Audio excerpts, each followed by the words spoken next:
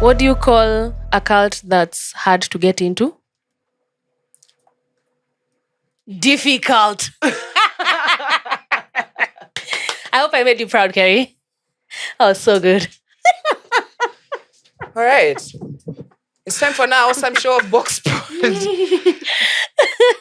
Honestly, I feel like I need to apologize for what you just heard, but hey, Carrie's aura. I'm is still so in this proud of studio. myself, in fact.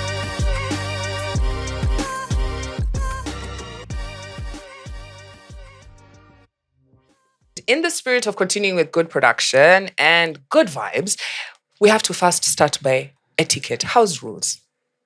The house rules are once you are here, you need to do, you see that bell down there? You put it on. So at every time we have an episode, you are notified. And then on top of that, make sure you subscribe. There are a lot of you out there who are watching and you haven't subscribed. So just take a second and look if you have subscribed. If you have not, subscribe. And then on top of that, you need to like and share, because you need to share the fun times, you need to share the madness, you need to share the awesome vibes. So like, share, comment, and subscribe. Yeah. All right. 1 in every 14 youths aged 25 to 35 is addicted to alcohol. Yeah. 1 in every 14 youth aged 25 to 35 are addicted to alcohol. Yeah. 1 in every 33 youth aged 25 to 35 is addicted to tobacco. 1 in every 71 youth is aged 21 to 35 is addicted to mogoka, cat, right? 1 in every 83 youths is aged 25 to 35 is addicted to bangi.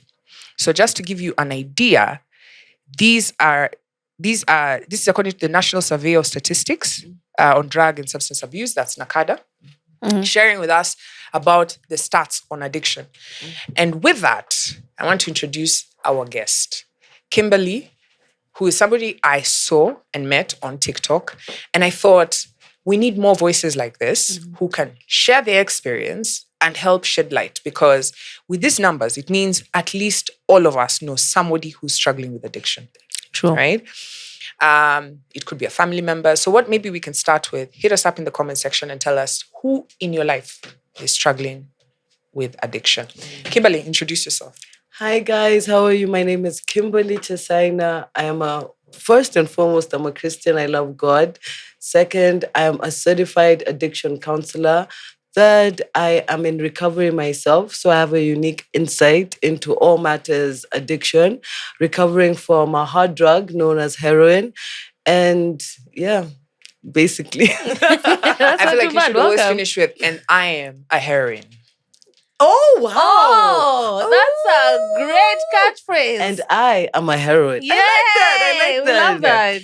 And as you share your story, I think people will understand why I've given you that title. Yeah. Wow. But welcome. Thank you so much. Thank y'all. You know when you hear heroin, Hey. you hear us guys, we're honest. No, right? let's just be very honest. Like Heroin- that's, we love that's heroin the is hardest of hard. You know what I'm saying? Heroin sounds like gono. That's the John Cena of drugs. You know what I'm saying? For real, yeah. John Cena. John Cena. What the fuck?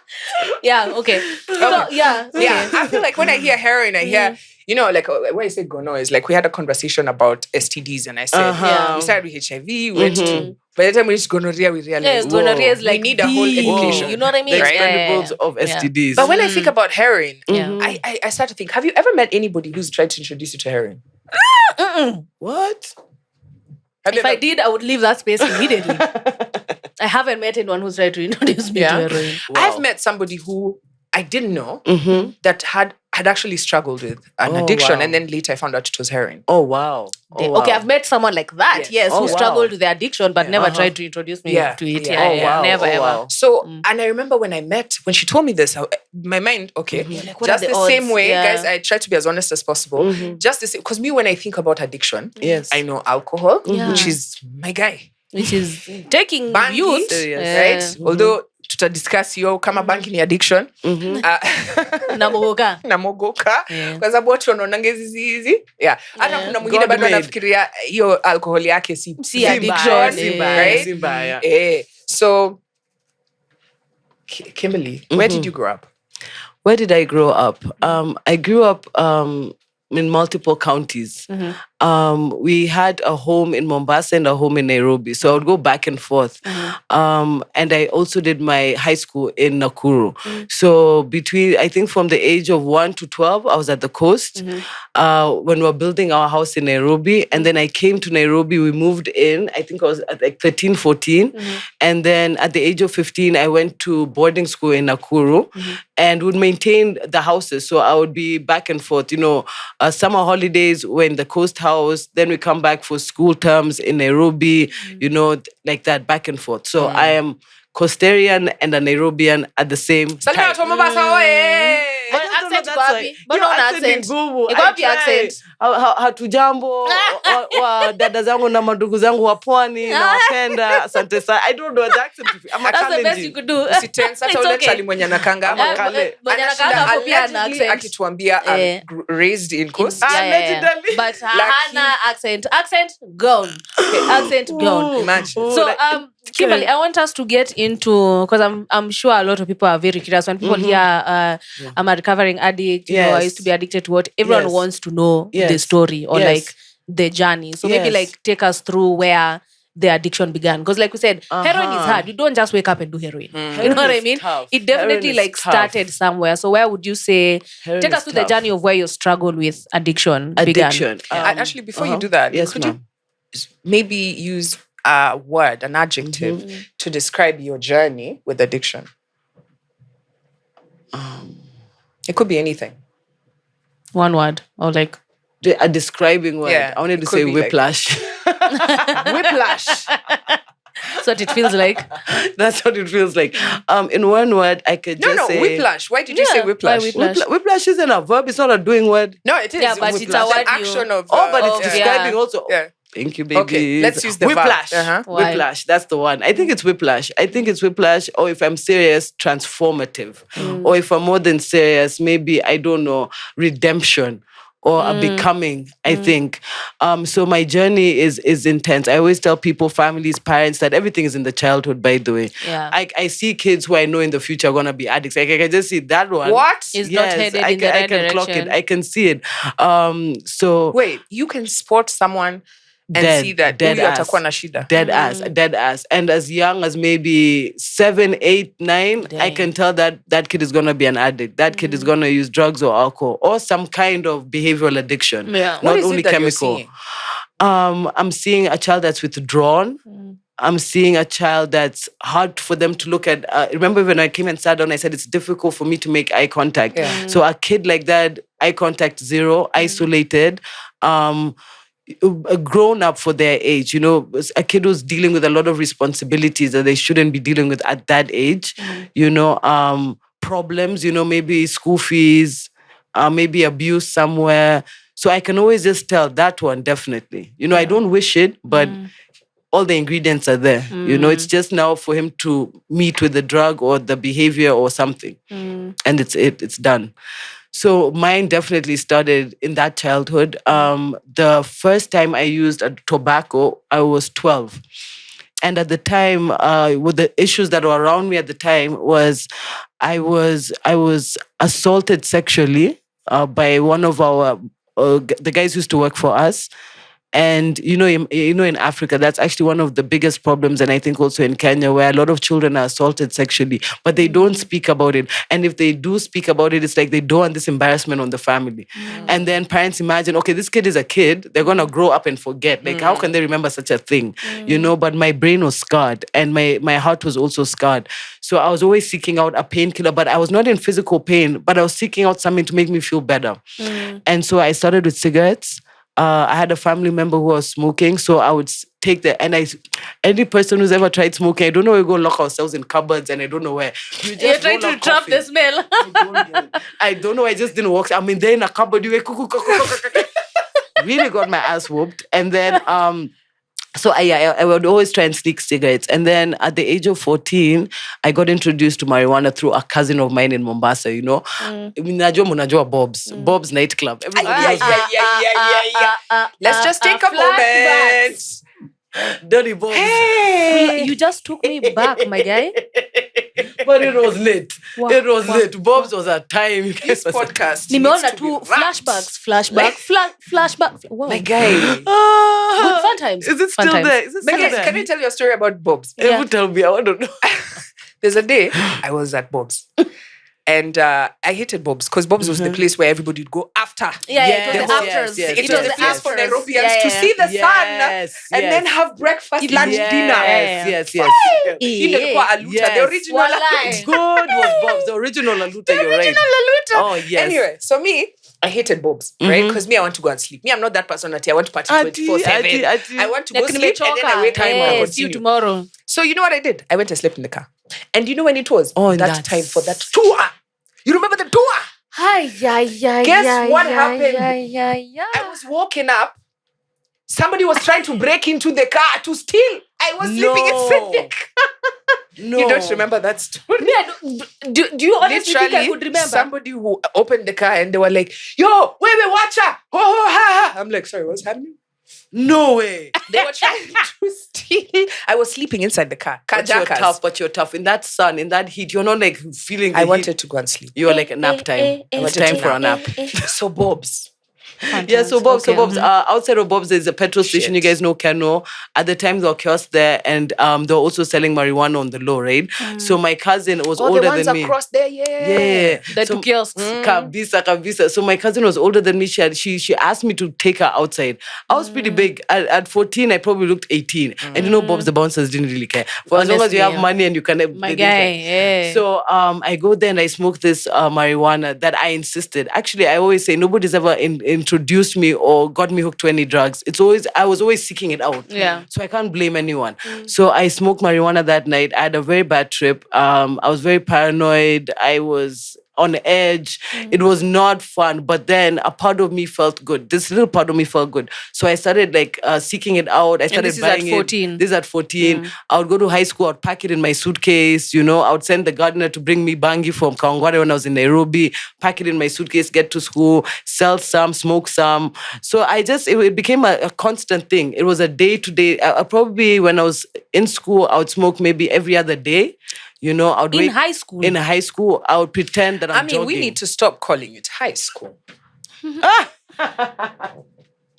I like your please. wordplay. Promox, I like your wordplay. Yani uko shule wetu ni mabangi. Ni mabangi. Siyako high school. No, Aki but ni like, mabangi like na in your mafegi. school, did you know anyone who was smoking up? Because me, I used to hear all these toros, What? and then I'm like bangi. I think people met it bangi outside school. Yeah, you But know what I I mean? didn't know that in school. In school, What in do you both mean? primary and high school, people were smoking up. I didn't know. But you knew. But now in Now I hindsight, know, people now I tell know. you we used Yeah, to smoke, yeah, right? yeah. People smoke in high school. People smoke a lot of weed, and then Kuber also. Kuber is this tobacco that you put under the tongue. yeah. So I'd be in So class like and the I have original velo. bass. Yeah. So I'd have it under my That's right. and nobody knows. So that went on until maybe when I was 17. There was this Mzungu boy in our school, right? James Blow was popping up. Okay, that's my friend. So anyway, Oh, when you one went to day, international skills. I went to international schools. As I tell you, my life is whiplash. Whiplash. So I was in international schools my whole life. And then so he came to school and he had cocaine. And you'd always tell me, like for 2 terms before, he kept telling me, like, my mom's on cocaine, and I want to sneak some. So I thought he was lying. So finally he came with a little like baggie. And so we used it and I felt really good. I knew then I like hard drugs. I knew at that moment. At what age is this? This is 17. I knew Okay. weed doesn't do it for me. Alcohol doesn't do it for me. Weed doesn't do it. I need this thing, but I didn't know where to get it. So I finished high school. I obviously like failed my A levels because now I'm smoking pot every day. I'm going through things as well in high school. You know, it's a very like difficult time for young adults, teenagers. It's such a transition, you know. Your body is changing. You know, the friends you had in Hormones. primary school are not your friends anymore. People are switching up, you know. You want the guys to like you, but you're awkward, you're tall, you're huge. I was really huge in high school. And When you mean so- huge, what do you mean? Like Like your huge weight? I was my weight. Yeah, heroin has given me this body. I've lost so much weight. I was probably 95 kgs in high school, and I was 6 foot and big. I was just big all around. So what would make me fit in is being the person that has the drugs. Like, if you come to school with booze and you're trying to hide the booze, you'd give it to me. I would hide it in my locker in my dorms. So I was always near the guys for drug things, booze things like that. I was never the pretty girl. I was never like the cool girl. I was never that. I was always the drug person, the tomboy girl. Damn. So that was high school. And obviously deep down, I really yearned to have a boyfriend. I yearned to be cool. I yearned to be with the pretty girls. I had this, I wanted it so badly, but I couldn't reach it. So, and then low self-esteem also kicked in. I would get bullied a lot, because I was such the gentle giant, for real, for real. Us big people, I don't know if Sheila, it's the same for you. We never have to fight or bully people because we're already big. You know what I mean? Me, I'm a bully. Oh, you're a no. Yeah, she emotionally bullies me every day, guys. What? Are you Help. abused? Oh no, I'm gonna book a session. We're gonna have a session. Don't worry. I'm joking, No, I guys. like She to crack doesn't. She jokes on doesn't. everyone. Yeah. She doesn't abuse me at all. No, At I all. like it. So then thereafter, I had to go to uni. I didn't want to go to uni. My parent was dying. I could just tell my parent is dying. They had I swear down. They had diabetes, and I knew this person is dying. Wait, And I knew I you don't. mean like dying, like dying? They're like dying, like Like, dying. what was Like, I know happening? you're dead. She had diabetes, right? Oh, okay, uh-huh. And the disease was progressing really fast. And I could see, this was around 2008, that she's not going to have long to live. I didn't want to say it out loud, but I could see. Damn. So I didn't want to go to uni. I didn't want this. I just wanted to stay at home and sort of be with her and help her. So I was not serious about uni. I didn't care what I was going to go study. Actually, the prospectus, my parents just picked stuff out and marked things, and you're off, So when I go over, I was in South Africa, in Johannesburg. So I go to this uni, it's called Monash. And I remember the first night orientation, I was just trying to figure out how I can get drugs, So then, we know each other, like drug people to You just find each other. Yeah, we find each other. So I found my group, and it's weed, and we start smoking weed. And it was this Nigerian guy called Tefa. He tells me, let's go back to my dorm room. We go back. And it's my orientation, my first day. And as we're smoking this weed, a bunch of Australian people are in the corner, and they're doing lines, right? So I'm so interested, and I want a bump. So I go over there and I act like I've done it before, and I start having bumps. At first, I thought it was cocaine, but then I later came to find out it's crystal meth. So crystal meth was 100 rand, cocaine was 200 rand. So that night, I guess they didn't have enough money, so they had bought right? It's funny because that's the nickname for it. Yeah, that's the nickname. It's funny because I wasn't aware. Because meth is not enough as a nickname. There's a method to this madness. Anyway, we'll come back. We'll circle back. Yeah, we'll circle back. But I think a lot of these things are also psychological. I didn't know it was crystal meth I was using. So the withdrawals were not as intense. Like the full time I was in SA, maybe 4 years. So it was a day, it was daily. It was, I wake up, I go to school, I find one of the Australians or one of my other friends, we call Mandela. All the dealers at the time in SA were called Mandela. I don't know why. Why would they all the run such a Nigerian stigma? Because they're Name. liberating you. I have no idea. And so Freedom is coming. They would come and they would give us, and it was crystal meth, cocaine, and a bit of shrooms here and there. Shrooms, though, scared the heck out of me. So I did it one time and one time only. And so then my parent did pass away. I was not doing anything. I think I went for maybe 4 lectures and maybe 4 or 5 tutorials, and that was it. So I was just wasting in the span time. of your degree? Or Yes, in the span of 3.5 years, 4 years in SA. I probably went for maybe 8 classes maximum. And this whole time, my parents were really paying school fees and really thinking I'm in class. And really sending my upkeep, everything. Horrible. And you were using, at this point, you were using every day? Every single day. If I didn't have money, I would have to go and get one of my friends. His name was Khotso, he was a thief. And I would tell him, okay, the Kenyans stay on this side and the Kenyans have money and you can go and woo-woo. So What? Yeah, so they would go rob. Here is Who go rob is your, go- the Kenyans. Go rob my country people And then you'd split, and then you'd split the cash. The Kenyans judged me so quick, you guys. The minute they found out I'm using drugs, they threw me out of the friend group, you know. And I really want to apologize. One of the Kenyans actually is a really famous person right now in Kenya. I'm very, very sorry, by the way. I'm sorry. Kotso is the one who stole your book money. It wasn't me, but I pointed him out and I showed him where your room is. Sorry, and please forgive me, and God bless you. Amen. Thank you. So, yeah, girl. Let's sip our water. Please. Everybody Let's quick commercial break. We listen, but we don't judge. And we judge later. Off the cameras. No, but I have till here. I want us to pause. Let's. Right. There's so many questions. things you've said there. Yeah. I'll allow one question, and then we keep rolling. Let's start with you. So so you were saying the crystal meth was 100 rand for however many grams, right? So I assume, like with any other drug, your tolerance went up, right? Yes. So when you started, you were doing like what? Like one, how is it sold in grams? It's sold in a gram. Like 1 gram. 1 bag. Or 1 bag, whatever. Yes, one bag. Yes. So by the time you are finishing university, or by the time your time in Johannesburg was over, how much would you say you were after using? you finish those 4 classes? After you finish your 4 classes and 2 tutorials. My addiction was probably 600 rand addiction per day. So maybe 6 sachets of cat every day. And that's about 6K. Yeah, that's 6,000 a day. That's 6,000 a day. Okay, that was my question.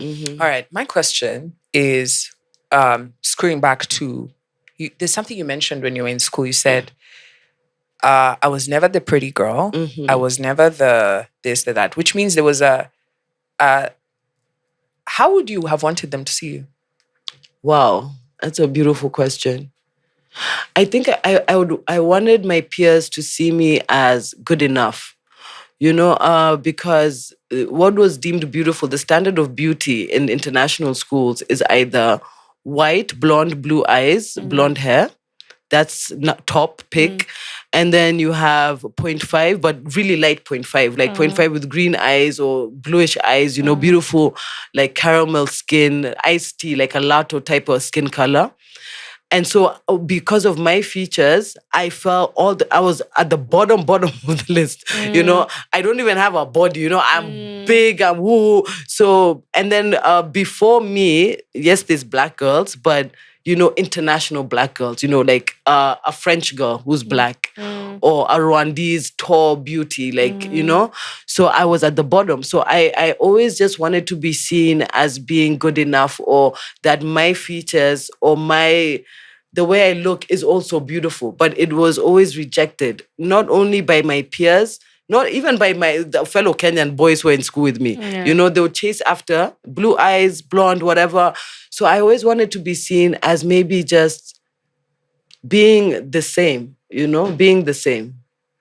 Yeah. And when you were in Coast, before you went to this international school, did the people around, was your beauty standard acceptable? Oh, in the Coast it was Growing up. even worse, because I was in an international school as well at the Coast, and it was predominantly white. Thank God the secondary school was much better. It was more mixed up. The one I was in at the Coast, I was the only black Kenyan, and there was another black Kenyan Ugandan girl. There was not even a black guy. So it was so bad because and majority of the teachers were white. So, they would, you could see it, PE time when you had to pick teams, right? The blonde girls would be the ones picking team A and B, and you'll be the last one to be picked, absolutely last. The Ugandan girl had better chances because she was more demure, she was more relaxed. I was really hyper. So you're black and you're loud. I mean, how dare you?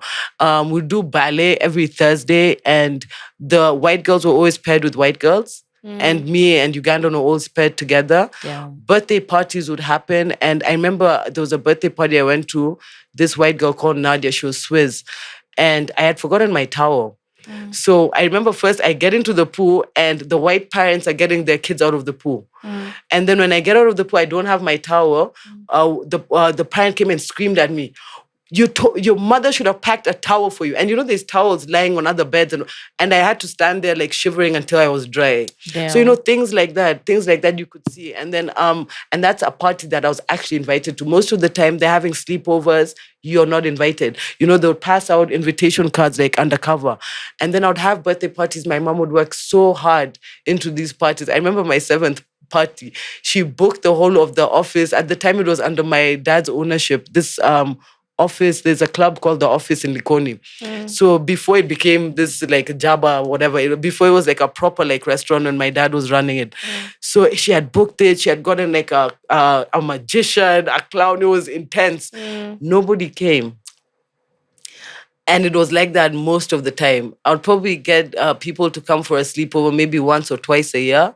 And we would have sleepovers maybe every weekend. So it was... It really hurt. It really hurt. It really messed with my self-esteem, my sense of self, the way I see myself, my appearance. I always felt I'm never going to be good enough. Even brain-wise, intelligence, I would try and answer questions. Even if my answer was right, the teacher would correct me still. Like, okay, that's right, but you'd not be enthusiastic with, wow, Kim, you got it right. But if it was an Indian or a white kid that answered correctly, it would be... good job, so, you'd feel it. So I'm listening to you because as far as we went, you mentioned the incident at home with the worker. Yes. And with your permission, I would like to unpack something there. And it's okay. And then you talk about your experience in school, which speaks of a lot of isolation. Oh, yes. Right? So before we get to the addiction, right, I want us to roll back to the home incident. Oh, yes. Right? When I hear you say that something happened at home, and then I'm hearing you talking about your family, did you tell anyone about this incident?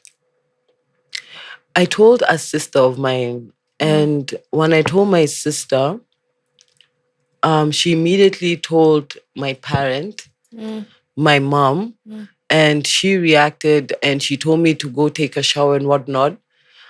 But then I don't remember clearly, but nothing else happened.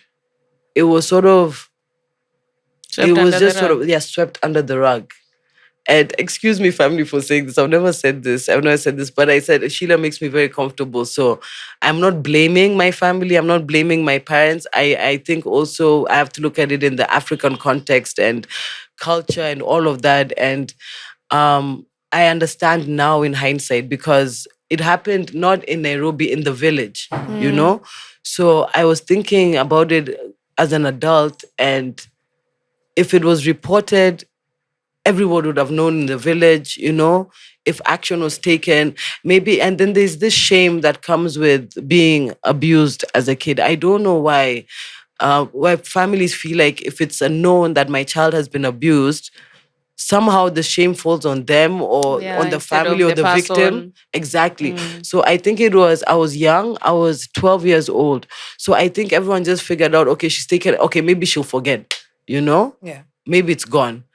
But it really stayed with me. It really, really stayed with me. And also the inaction stayed with me. Those are two. It was like I was assaulted twice, you know? Yeah. Okay. But no smoke, family, no smoke. Okay. So now you're in South Africa. Because here you are in South Africa, you are facing loss. At this point, you've lost your parent. Yes. And then you have just started a new hobby. Lifestyle. Let me call it lifestyle. But then you're also carrying a lot of pain. Yes. Yeah. Let's talk about your time in South Africa. That's where you are at. Okay, so South Africa. So now you've just discovered Take. South Africa was like, it's like a blur to me. It's like a blur. It's like, I just remember like parts, Yeah. Not that I have memory loss or anything like that. It was just the days were so similar that they sort of just molded into being one continuous long like day. Yeah, that lasted 3.5 years. It was just wake up, drugs, get into a car, go to Pretoria, party, go to Capello's Melville party, go to Midrand party. It was just sort of like traveling around South Africa, just getting high. You know, I'm sleeping in this person's dorm room, or we're going to Midrand to this person's house, or we're going to... I mean, there was one time we were so high, we were so wasted. We had driven into a park. We didn't know we were in a park. And so the driver, my friend called Katley, we were in a Hilux, like a Ford type pickup, right? So he decides he wants to ghost ride the whip. I didn't even know what that meant. What's ghost riding? He let the car, I think, on free. And so he came out of the driver's seat and he's running alongside it and he thinks it's so funny. And I'm in the back in the pickup and the car is full of people and we're all high. And so I think he trips and he just came out from under. I was in the back of the pickup. I saw Katley he's there and the car is moving this way and we hit a tree, boom. And then these park, I guess, security police, I don't know, came out of, what are you people doing? There's animals here. What are you doing this? And we're all wasted. But Katley wasn't so hard. So he was just put him back in the car. And said, you guys, we need to go back to school. So it was just sort of like that, you know. I remember one time... And the time there's a parent here who's financing this. They know. And they have no idea. They know that. They have no idea. Insane. I would like to tell parents, especially Kenyan parents, if you know your teenager, parents know, if your child seems to be going through a lot, like in high school, shipping your kid 1,000 kilometers away to another country, if already they're not responsible with money at home, already they're not responsible with themselves at home, sending them to a foreign country and giving them money to feed and clothe and pay rent, I mean, it's a recipe for disaster. I don't know. A lot of kids that come back, I know, from the UK, the where, you know, with their big, heavy accents and whatnot, 0 degree, you know, but they've come back with a very serious addiction. Because at least when we're in Kenya, getting to know these hard drugs is hard. Because most of them are sold like in the ghettos, in the underworld, you know. And a lot of people who can afford for their kids to go abroad, you know, these are like suburban type families. You know what I mean? There's a watchman at the gate. There's a driver. So it's very difficult for their kids to be exposed to the hard drugs. But once you ship them off to another country and you know this kid of yours is unstable, I mean, what are you expecting? So here you are already taken. Yeah. No, see, she's taken. No, I saw what you did there. It's okay. See, it's okay. The meth was called taken. No, it's okay. Oh, no. So you're taken. That's why I was like, I see. So you're already there in the meth. And then there's something she mentioned about meth. She said the withdrawal is not bad. Yeah, because I wasn't even aware. I remember there was one time I'd gone to Sun City and there was an MTV party going on. And I couldn't carry my tick inside because they were searching everybody at the way in, right? Yeah. And I think that was what withdrawals must have felt like because I was feeling really bad. Very exhausted, sweating. I was by the pool. It's like some islands. It's so intense. It's like a beach type of thing. I'm on a rock. You know, all my friends are around me, but I felt like I was really dying. And they kept giving me booze, keeping me booze. And at some point, I couldn't even walk, you know. And they wound up picking me up and putting me in one of the hotels in Sun City. And I was sleeping on the corridor of this hotel. Wow. And I was in such a bad state. I didn't enjoy anything. I felt like my skin was on fire. Colors were just moving. I had the worst time. So I think that's the first time I felt maybe when I don't have this tick, I get sick. But I was too young and I really didn't care. I didn't care to connect the dots. I just knew once I get back to school, I'm going to call Mandela and I'll be fine. Wow. And so that incident wasn't the moment that was like...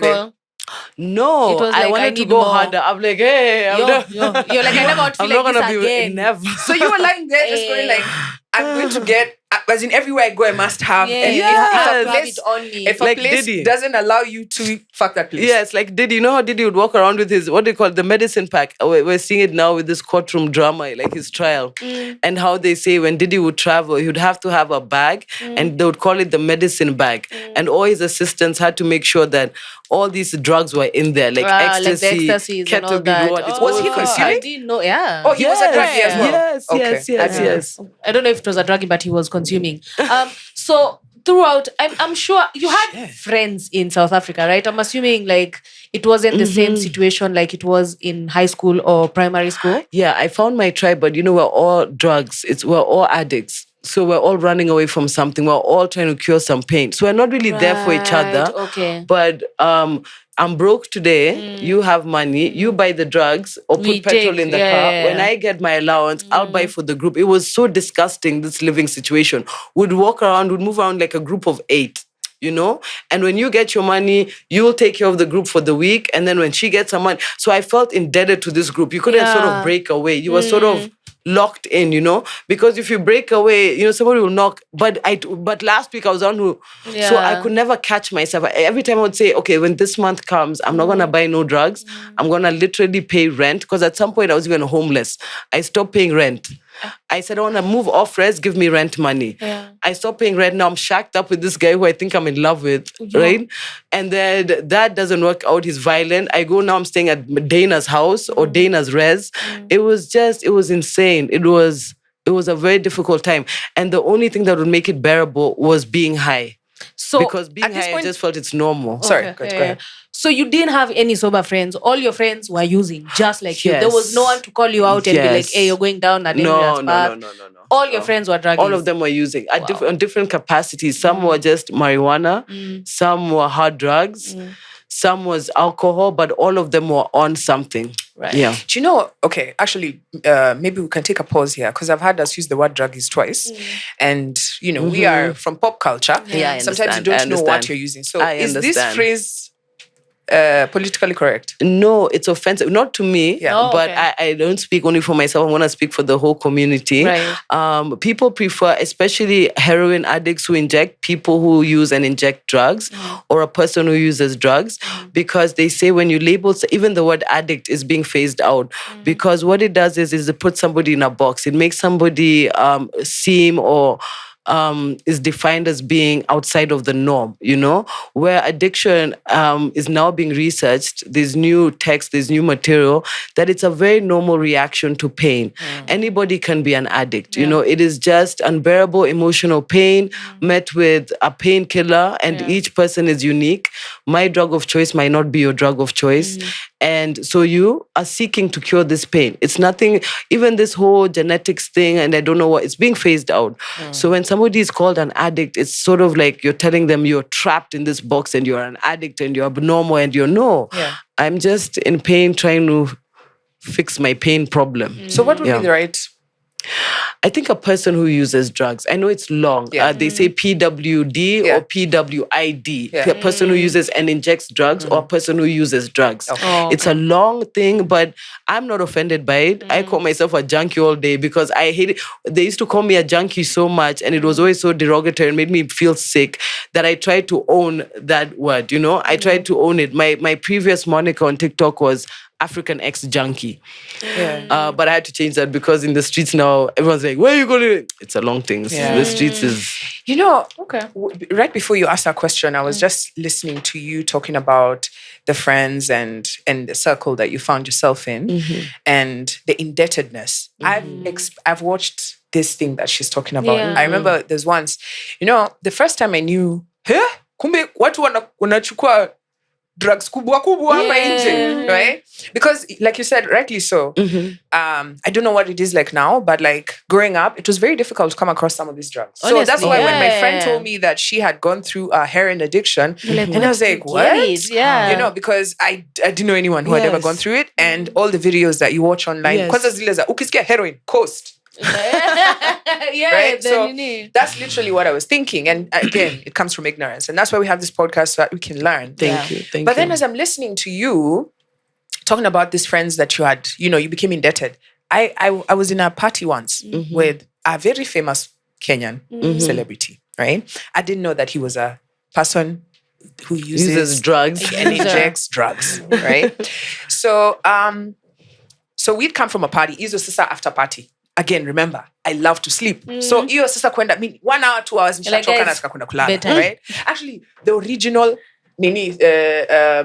Luta was Bob's, but then in Nairobi it was Solar Garden. So anyway, I actually never went to Solar Garden. I went once. I'll never forget. Alcohol yote evaporate through the pores. I was like, what the f*** is this? Anyway. Because even me, I love to sleep. I would drop people off. Or like if you're going that route, people in Solar Gardens, I go home. I'm like, I want to sleep. And I think that day the club had shaken so well. Yeah. So guys are like, no, we can't leave each other. And you know you're in that phase of life Like, where you're like, I love you.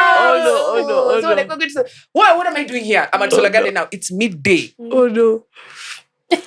Anyway, so the thing about addiction and the using. Me, I'm sitting with these people. We've come from a party, and then they close the door.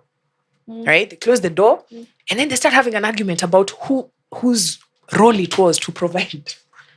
Provide what? No, what she's saying, the indebtedness. Yes. Exactly. Yes. Guys, I'm telling you, this Yes, guy it's is war. a top. Anyway, I don't want to judge, right? I don't want to judge, right? Mm-hmm. Because it seemed But like it's his shocking. lifestyle, It's right? shocking. And so me, I'm sitting there, and the first thing I asked myself when I went home was, what perception am I giving you out here? Yeah. Yes. Right? How do you feel like you can invite me for? And so basically, they were in that house for 4 days. They never left. Right? So the person bought the drugs and they continued. Yes. Right? And she had And they her budget. continued. So she bought for 4 days. So the 4th day, when now they were ready to leave, they had the fight. It was so bad. Because now, so you know that indebtedness. Yeah, Me, I've yeah, spent- see, and it's she your was turn now. And then amount Last she was talking month it was about, me. I was like, Yeah, because this shit ain't make it cheap. make sense a because lot we of weren't money. even doing botis at that time. Yeah. So botis is what has come in. By then you need to stop buying bottles, right? They're taking your money, taking you for it, For now. right? Just kunywa one drink and go home, or don't. They were having an argument, and she then said, "I spent 167,000. I was in uni. Right? It's very that possible. 4 days was Yes, 167,000 it's very possible. of drugs Yes. between 4 or 5 people. Right? Very I possible. knew that. What he mchezo apana ya. It's not cheap. Apana ya kwetu. No, it's not cheap. Yeah, apana. Okay. So when you were talking about that, I heard about, so a lot of people might still be caught up in that cycle simply Of feeling because of the indebted. indebtedness, and you want to leave, but then you keep getting pulled back in. Yes, that's why when I started my recovery, I literally said, I have no friends, I know nobody. Yeah. I am done. If you knew me in my past, I'm so sorry to say, I don't know I am you done. anymore. Yeah. That's the only way you can truly break free and recover. But if you still hold on to the friends and, oh no, but this day, Kemungu, she saved me. She came through for She sent me me. 2K. You have to just cut it off right then and there. Everybody. Because if you keep those things, you're done for. Yeah. You know? At that point, did you know you were an addict? At that point, When you were homeless. I didn't believe I was an addict in the sense that I can't live without this thing I'm using. I had reserved I had come to the conclusion that I have to stay drug. I wanted to be on drugs always. I'd made it as a choice. I always want to be high because I'm tired of feeling the way I feel. Right. But I had no idea that physically I don't actually have a choice because of the physical addiction and the withdrawals and the whatnot, that this is not even a choice. This is you don't have a choice anymore. You are just, I didn't know that. I didn't know I was trapped. I didn't know I was in a prison. I still thought I had freedom. I still thought it was a choice I was making. Right. Yeah. So okay, do you have a question? Go ahead. Yeah. Go. I have many, but I'm not asking now. Yeah. So I want us to go back now to South Africa. You've been homeless. You've stayed with abusive boyfriends. You're codependent with your friends. I'm sure a time came where you needed to come back home or graduate or something. Oh, yes. Right? Oh, yes. Because 4 classes are hectic. Yeah. Heavy. 4 classes for 3 years? I would really avoid, the Christmas holidays, come home. Yeah. And I was in uni with my sister, actually. So sometimes she would go out, stay. I would come up with long stories. How did you hide your addiction from your sister? We're not that close. We're not that close. So it was easy to hide. She was on this side, I was on that side. Very different friend groups, everything. Right. And so then... my mother actually died when I was still in SA, but she was called by my ex-boyfriend at the time, and he had told her that she's going to die. Your daughter is going to die. And so she had actually flown down to South Africa with my young brother and showed up at my house. right? Just boom, out of nowhere. Chelimo opened the door. I was like, oh my God. And there are people, it wasn't even my house. It was a house that I was staying in, Kotso's house, actually. Kotso is passed out somewhere in the corner. There's drug paraphernalia everywhere. Oh, man. And I don't even know how she knew I was on this side of res. I'm still not sure how she figured it out. What are you taking at this point? At this time, I'm on crystal meth. So I opened the door and she's obviously seeing, like she's shocked. I've lost so much weight. It's not, so she's telling me we're going back to Kenya now. I don't want to hear anything about it. But drugs makes you such a super manipulator and gaslighter and just a liar extraordinaire that I somehow managed to convince my mom in the week that she was there that as soon as I finish this semester, I will come back home and we can rethink about which school I'll go to. But for now, I'm in the middle of some examination, just some long stories, And I convinced her and she got back on a flight and that was the last time I saw my mom. Oh my God. Because a few months later, she died. And I got the call when I was walking over to KFC and I was with this crazy ex-boyfriend and we were trying to reconcile. In the middle of us trying to reconcile, I get a call and she's dead. And so my first reaction, I'm now overwhelmed, a lot of pain. What does my brain know when we feel pain? Drugs.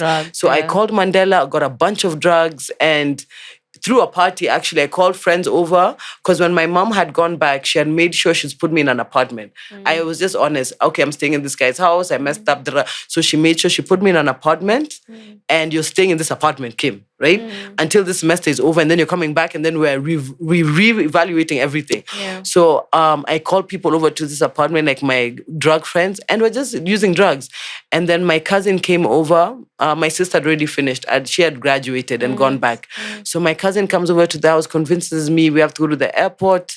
We have to go to Kenya. I was refusing for some reason. I didn't want to accept that my mom is dead. So then finally he convinces me. We get to the airport. I bought the flight and find myself in Kenya for a funeral. Yeah. So did you ever stay? go back? I went back not for school things, but for love. Mapenzi wewe. Aki, yani najaribu hapa na try kuona the silver lining lakini. I convinced, a few months later, I still loved this guy, this crazy. He was my first love. His name was Goto, this crazy Zambian guy. So a few months after burying my mom, 6-7 months later, I made up this whole story, because now, my parent is asking me, where are your transcripts? Like, you've been there for this many years. Like, what is going on with school? And the mom left it as you're using drugs. So I'm telling my parent, I'm like, hey, listen, so I have 2 younger siblings and I'm such a good daughter and I have such a good heart that I just want to raise them. I don't want to go back to school. I don't want to go back and I want to just sacrifice the whole uni thing and just stay for these brothers of mine because I love them so much and I'm so honorable. And all I need is to just go back to SA and pick up my transcripts. That's all I need to do. But I really just wanted to go see my boyfriend, right? This is the super manipulated you. And how long had you been in Nairobi at this point? I mean, Kenya? Maybe 6 months. Maybe I've buried my mom maybe 6 months later. Okay. So my parents is like, so it's just your transcripts you're going to pick up. Why can't they send your I don't understand why they can't send them. Why you need to go pick them up? No, I have to go and pick them up. It's very important. Okay, go. So I go and I was meant to stay there for 1 week. I go, I find Goto as a pregnant girlfriend. Now I'm in this intense love triangle. I miss After my you've flight. gone back for love. I miss my flight coming back. Now I have to pay an extra 40K. My parent is pissed. So then I came back and I have no transcripts again, right? So then I come back and the ones that you went for in the first and then place. I'm like, I think I need to go to USIU. What's wrong with you? It was just a mess. I was just a drugged mess. It was just a mess. Oh, so this was the drugs. This was just obviously, yeah. My parent is I'm a Kalenjin. So Kalenjin men and Kalenjin fathers, it's very hard for them to know how to deal with daughters. Yeah. If I was a boy, my dad would just punch me. He would just punch me in the face and tell me, "Can you just be serious?" Yeah. But because I'm a girl, I'm a daughter. It was like I don't want to deal. I don't even want to know what's going on. And you try and throw aunties, these aunties, my family friends. Please, what's going on with Chelimo? I don't understand. Is it that her mother is dead? But then I think they always knew it's drugs. It's drugs. But I don't think they knew how serious it was. I think they just thought it's bangy. They were really just convinced it's a weed thing. And my parent was also not at home most of the time. He was in either Nakuru at the Nakuru house or just somewhere. So I was left alone to my own devices, basically. A lot. Yeah. Okay. And this is in Mombasa now. No, this is Nairobi. Nairobi. This is Yeah. Nairobi. Yeah. So here you have 2 younger siblings. Yes. How old are you at this point? I'm 22. And my the youngest was 12, and my other brother was 18. So he was finishing. He had just finished school. He was done with Hillcrest, and he was going to uni. And this other brother of mine was going to boarding school. So I was with them only for maybe a year to stabilize things. This one went off to uni. This one went to boarding. So then now I'm just left alone in the house. And it was me with my sister, right? So my parent is like, you guys, mom's not here anymore. These boys are going to school now. What are you doing, Chelimo? I went to USIU, I think, for like one orientation, I think one class or something, and concluded I don't want USIU. I actually want to go to IIT college because it's in Hurlingham and it's close to home. But I did that only because the drugs I was using was not in Kawangware. I didn't want to be going all the way to Thika, and I don't know where. Wow. So it was, once you're an addict, every decision you make is decided upon the source of your drug or something. Even an alcoholic will want to work close to where the booze is or the bar is, you know? So I was making decisions around my drugs, like the conveniency of me using. And here you're saying that meth, you could find meth from Kawangware. No. Meth isn't found in Kawangware. And by the way, when I say Kawangware is a huge constituency. I'm not going to be specific because to protect the underworld, because I always say the problem with drugs is not arresting drug dealers and pushers. I think it's been proven it's not working, even in Mexico. The real solution is to deal with the reason why people are using drugs. That's the harm reduction. Figure out why so many Gen Zs and so many Kenyans are using drugs, fix that problem. If it's jobs, if it's stable housing or whatever, and then the drug dealers will be jobless. There will be no market, you know? But trying to arrest is like cutting a head off like a multi-headed snake, like a hydra. Another one grows. Yes. So at this point, when you're now, because you're a functioning one at this point. Yes. Because your parents can't be able to tell your sister who is living with you is also not really keen on there's a problem. Yes. Your aunties have spoken to you. They just think maybe it's a loss that you're feeling. Yes. But how would you describe where you were at that point? I was in a spiral. I was in complete darkness. I could not see my future. Suddenly, it was like the ground was pulled out from under me. I couldn't see a stable future. I couldn't see any stability. We were moved out of my family home, the home I grew up in, and I was thrown into an apartment with my sister. And it was so unstable, you know. I was used to my parent being in the house all day long, cooking. You know, my mom was like a real mom, like a real warm mother. She was in everyone's business. She was so suddenly I was alone. I was 22. I had to figure out life on my own. I had to think for myself. I had to figure out, it was so intense. And also I was trying to keep the house together by, providing meals, making sure the housekeeper is paid and this one's shirts are, it was too much for me. It overwhelmed my mental capacity. And that's why I sought out drugs. I needed something to help me cope with everything that was happening. Yeah. Okay. So you're 22, you've been thrown into an apartment with your sister. I'm assuming you went to the IIT university? Yes, but I was also just not serious. The same thing was happening. You're just school fees is being paid. Yeah. Who is this who is passing in between your addiction? Yeah. Why is this school passing in between your addiction? I would just play. And then after that, I went to Kenya Institute of Management. I just played again.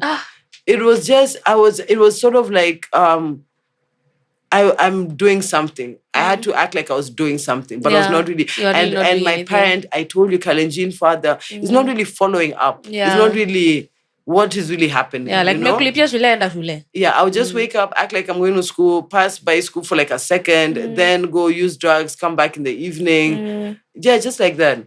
And at this point, there's still nobody who's called you out. No one has actually caught how serious your addiction is until what point? Nobody has actually stopped me and said, Kim, you have a problem. Do you need help? It actually came from me. It was 2016 and I was at a family friend's house and I think they asked me, like, Kim, what's really going on with you?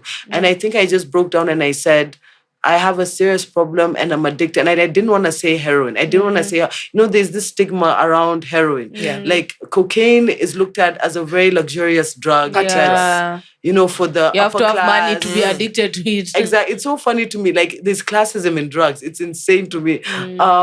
Whereas heroin is actually the more expensive drug. Really? Cocaine, you'd buy a gram for 5,000 to 8,000. And you would use it for this day or the day you're partying, maybe even 4 grams. But you're not addicted to this cocaine, although there is psychological addiction, but that's very rare. With heroin, you're hooked on the day. So one sachet is 150, but when your addiction and your tolerance goes up so fast, once you're addicted, it's like probably in a month, and you're using now 30 sachets a day. So that's like 4,000 a day, 5,000 every single day. Oh, with my cocaine, you God. can go on a break. You can say, I'm just using on the weekend, but with this, it's daily. So it's actually more expensive than cocaine, but there's such a stigma around it. So I really avoided saying it's heroin. I kept saying weed. And so that's when I went to rehab for the first time. And they're sending you to rehab for marijuana. Yes, they were sending me for marijuana. Actually, when I got there, they didn't drug test me. I kept saying marijuana. And because I just started using heroin maybe a few months before, because once I came back to Kenya, after buying my mom, after coming back from the love triangle drama, I just found cocaine. The only drug, the hard drug I found was cocaine through a friend. I was partying somewhere on Electric Avenue. I saw him using cocaine. I was like, oh my God, there's cocaine in Kenya, yay. And then, so it was coke and ecstasy a lot, coke and ecstasy. Prior to going to rehab for the first time, it was 6 months. We booked a cottage at the coast around Neptune's. And I was looking for cocaine with this friend of mine. So we went to 4D Thieves, and there was this like Mzungu on the beach, this random Mzungu guy. Yeah. And I walked up to him and I said, hey, you look like a drug guy. Do you know where to get coke? And he's like, yeah, give me money. I gave him 5,000. He took so long to get back. But he came back with like 1 million sachets, right? 1 million silver sachets. So I'm like, hey. So he was so eager. He's like, yeah, it is. It's cocaine. So when I used it the first time there, I remember I started vomiting, like seriously vomiting. I felt so weird, but I had a really intense rush. I knew it wasn't cocaine, but I really didn't want to think about what it was. So for the next couple of days in Diani, I even brought the Mzungu back to the cottage. All the friends I was with are like, Kim, who the heck is this person? So that was your first time using heroin? That was my first time using heroin. Okay. So then everyone wanted this Mzungu guy out. He was burnt like a lobster. He just looked sick, but I kept him around, and he was injecting himself, but I didn't know he kept going into the washroom. And it was cheap for me because I'm like, hey, whatever this is, it's cheap. 5,000, you brought me like 20 sachets. Yeah. So then when I was coming back to Nairobi, I was really sick. I remember feeling really sick. And we came back with a bus because the group I was with really got angry with me because having this Muzungu there. And the drug also made me, I think I was acting crazy also. So they all ditched me. I woke up the next day, everybody's driven back to Nairobi. I'm left there with my boyfriend and my cousin. So I'm like, F this, let's go cross the ferry, get a bus, get back to Nairobi. Yeah. So as I'm on the bus, I was so sick. I was so sick. Getting to Nairobi, it was like I was dying. I literally felt like I was dying. Now this the withdrawals. Yes, the withdrawals. My boyfriend is like, Kim, are you okay? I'm like, I'm not okay. My boyfriend never used. For some reason, at that time in the coast, I knew this thing is bad. When my cousin would beg me to use, I would refuse. When my boyfriend asked me, I said no. And even these guys were getting pissed at me. It's because they kept asking me to give them this thing and I would say no. So I was like gatekeeping. Yeah, I was using. I was like gatekeeping this drug because deep down I knew this is something really bad. Yeah. It's not something that I want to give anyone.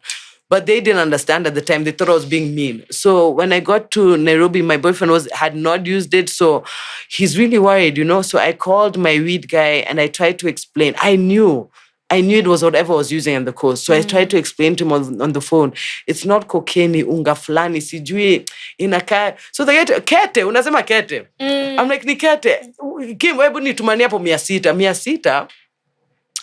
The guy comes with 4 sachets. I was like, oh, it's 150. So I started using. And then, so I continued. To me, it was so affordable at the time. But then I started realizing it's problematic because I'm trying to stop. Like today I don't want to use, but I'm getting sick. So that's when I called out for help. And when I went to rehab, the withdrawals were not as bad. I don't understand. I think the one in Mombasa was so conk. Like the one the Mzungu was giving me was so conk. And the one that I was getting in Nairobi in the city was, I think, stepped on. So my withdrawals was not as intense. What does stepped on mean? Or stepped on is when they stretch the drug. Let's say I get pure cocaine. I add a bunch of not baking soda, caffeine into it. I don't know, any unga, whatever the heck. So I can double it, right? If I get a kg of cocaine, I want to double this to make profits, right? So I'll add any other white powder-like substance to this thing, so it turns into 2 kgs, and then I'll sell it. So people could be smoking baking powder for real. A lot of people Baking soda. trash. A lot of people use fake cocaine, especially in Nairobi. If you put it in your mouth and you don't go numb, it's fake. Just do this. If you don't go numb, it's really fake. And I leave it really alone. don't think we should be telling people. But people are doing it. I tell people, what I tell parents is, and what I tell my clients is, if you're using drugs, I don't want to make it, I don't want to use the stigma that's already there and make you feel like you're a bad person and that you need to be beaten or you need to be arrested. Because I know you using drugs is a symptom of a deeper issue. So I want to be very delicate with a drug user and tell them, use safely until the day you feel you want to stop and you can seek me out. You know, kids are using drugs. That's just a fact of life. A lot of kids, even where we are right now in this area, I won't say because I don't know your podcast is, but in this area, a lot of children are using. And now they're using it. They can't afford cocaine, obviously.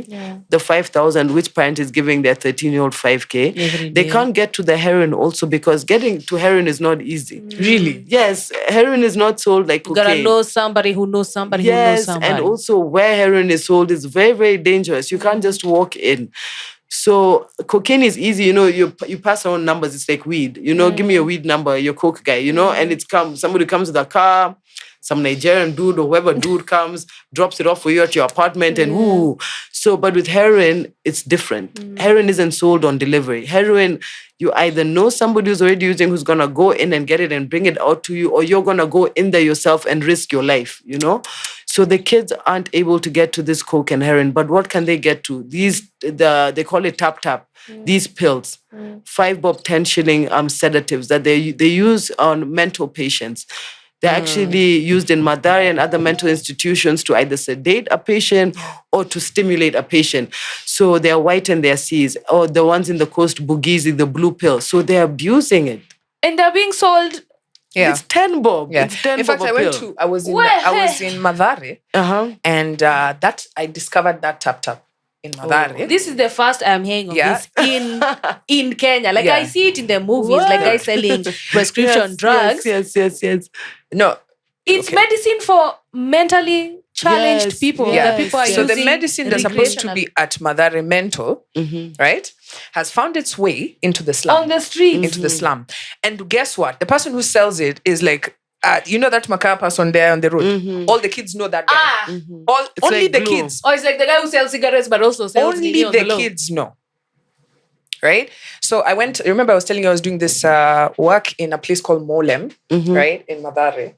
And the parents were telling me such horror stories, right? Like such horror. Like I'm telling you, I have not recovered from what they were telling me. Yo. I never went back. And I know probably some of them are watching and going like, where did she go? I was traumatized, Yes. right? And they were asking for help. Like, help us save our kids. Guy. Because either internet porn is taking them. So somebody is recording kids and giving them money, right? To do crazy acts. Either on each other or with animals, right? Because who are the most accessible kids? Kids whose parents have gone to hustle, right? And the drug one was so that the drug one didn't even hurt them as much because they were just like, kuna huyu anauza sijui kitu ya blue, right? And so when the kids are coming from school, you're seeing a group of kids just playing, kumbe they're on high. And I'm talking, when I mean kids, And when I you say mean kids, what 8 age? years old. 7, 8 and above. Yes. So that baron's TA is predominantly the children. Yes. Right? Even because he vapes knows are marketed they to like kids. it. Right? It's just the same way. You don't take ecstasy to, for example, a bash for in a country 40, club for no, 50 no. year olds, 40 year olds. It's not going to work. There's a crowd for You you. find college kids. right? Because they have that energy. Yes. And yes. they want to be in the fast club. money. Okay, but to excess, umekaa kwa nyumba ukiwatch TV. Yeah. Netflix na chakula. It's not gonna work. Netflix and X. Yeah, so when I'm listening to this whole story, Kimberly, I'm asking myself Flashbacks. a very important question here, right? When you went to rehab, because a lot of families have a Kimberly, but when we think about rehab, right, and that's what I want you to talk about, your experience. Most rehab experiences are not successful. Oh yes. You find a family will tell you that they've taken a person to rehab 10 times, Okay. right? And it's not cheap. Amefanya worse. I have a friend called David Ogola. I'm sure you know him, right? He's spent his whole life struggling with addiction, right? There's nothing his parents didn't do. Yeah. They took him in rehab. You know, so there are so many families that are seated, wameambiwa feedback, hata usibodhe kumpeleka rehab. Ile siku yenye atadecide anataka kuenda, hiyo ndo sasa siku, right? Was rehab successful for you?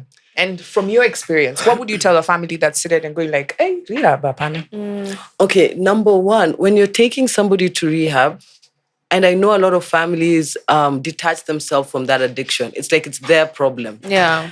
I have 4 kids. This son of mine, this alcohol, nishida yake. Not usually the mom, because the mom is usually the enabler. The mom is usually the one who dies with the son. Like, will go to the ends of the earth. Yeah. But the whole family, aside from the enabler, sort of detaches themselves from this individual.